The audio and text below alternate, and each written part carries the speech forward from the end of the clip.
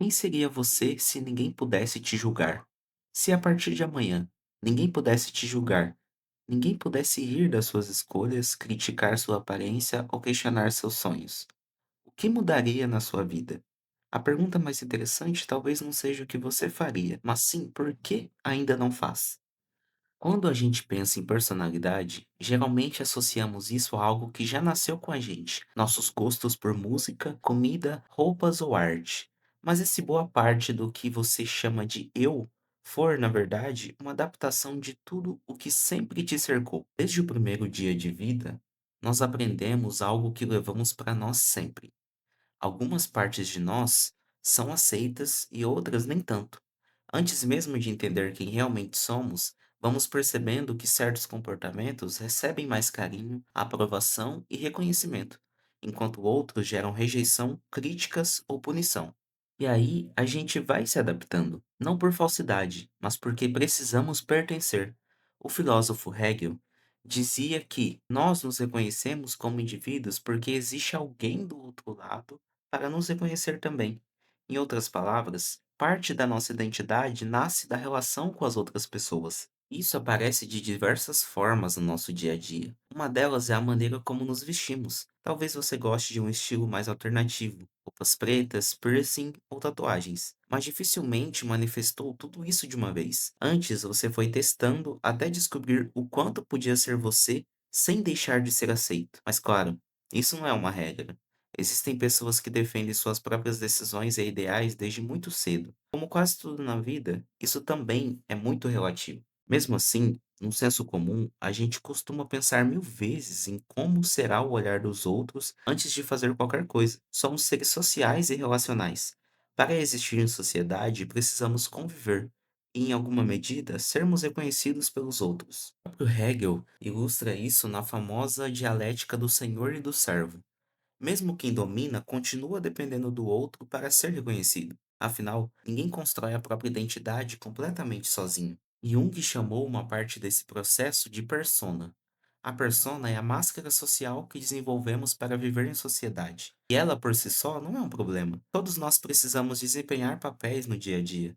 O de filho, amigo, profissional ou parceiro. O problema começa quando usamos essa máscara por tanto tempo que esquecemos quem existe por baixo dela. Pode ser que você tenha deixado de usar aquela roupa que tanto gosta porque chamaria atenção demais. Talvez você tenha abandonado um sonho para não decepcionar outra pessoa. Ou talvez você só consiga ser completamente você quando está sozinho, com medo do desconforto que o julgamento externo pode te causar. Mas existe um detalhe perigoso. Depois de tantos anos tentando agradar, talvez o julgamento dos outros já nem seja mais necessário. Você aprendeu a fazer isso sozinho.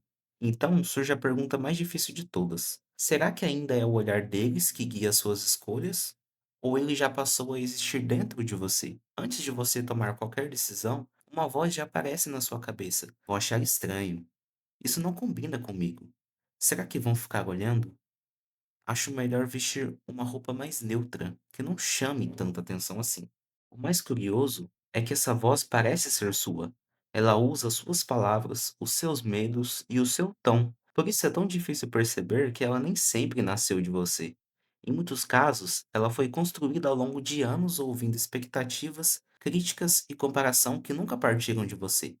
Na psicologia, esse processo é conhecido como internalização. Ao longo da vida, absorvemos valores, normas e formas de enxergar o mundo que influenciam a maneira como sentimos, pensamos e agimos. Com o tempo, essas ideias deixam de parecer algo imposto e passam a soar como se fizessem parte da nossa própria identidade. É por isso que tanta gente diz ter medo de ser julgada, quando na verdade ninguém está julgando ou sequer olhando para ela. A gente começa a desistir de sonhos, abandonar objetivos e deixar oportunidades passarem antes mesmo de tentar, não porque alguém nos impediu, mas porque já carregamos dentro de nós o peso de julgamentos que aconteceram muito tempo atrás. Você já passou por tantos julgamentos que, agora, mesmo quando eles não existem, continua agindo como se estivessem sempre presentes. É como se existisse um tribunal dentro da sua própria mente, um lugar onde cada escolha, cada palavra e cada passo precisam ser aprovados antes mesmo de acontecer. E na maioria das vezes, esse tribunal é muito mais cruel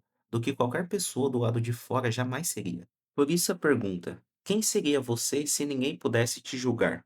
É tão difícil de responder, porque talvez a maior barreira não seja o julgamento dos outros, mas sim aquele que, sem perceber, você aprendeu a fazer contra si mesmo. É possível que você esteja esperando que eu diga que existe um verdadeiro eu, escondido em algum lugar aí dentro, esperando para ser descoberto. Mas talvez as coisas não sejam tão simples assim. Nós não nascemos prontos. Estamos em constante construção. Nossa identidade vai sendo moldada pelas pessoas que conhecemos, pelos lugares que frequentamos, pelas músicas que ouvimos, pelos livros que lemos e pelas dores que enfrentamos. Tudo isso deixa marcas profundas naquilo que somos. Eu acredito que a autenticidade não é viver sem influência. Isso é impossível. A questão talvez seja outra. Dentre todas as influências que moldaram você, quais ainda fazem sentido? Quais opiniões você ainda carrega só porque um dia precisou sobreviver? Muitas das opiniões que defendemos hoje talvez nunca tenham sido realmente nossas. Apenas percebemos, em algum momento da vida, que era mais seguro concordar do que enfrentar a rejeição. E quantos medos ainda pertencem a uma outra versão sua que já nem existe mais? Você mudou. Pode ser que as situações que um dia exigiram medo ou cautela já tenham passado. Mesmo assim, alguns desses medos continuam vivendo dentro de você, como se ainda fossem necessários. Agora imagine por um instante que ninguém pudesse te julgar.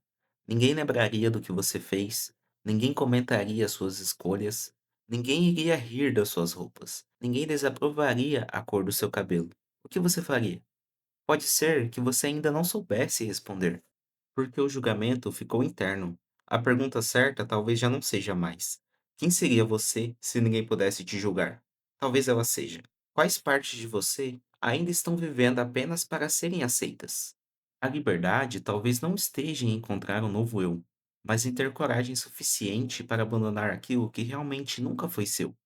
Talvez você nunca consiga viver sem ser julgado, mas pode começar a escolher quais vozes ainda merecem ser ouvidas. Porque falar, as pessoas sempre vão falar. E agora eu devolvo a mesma pergunta que abriu esse vídeo. Quem seria você se a primeira pessoa que parasse de te julgar fosse você mesmo?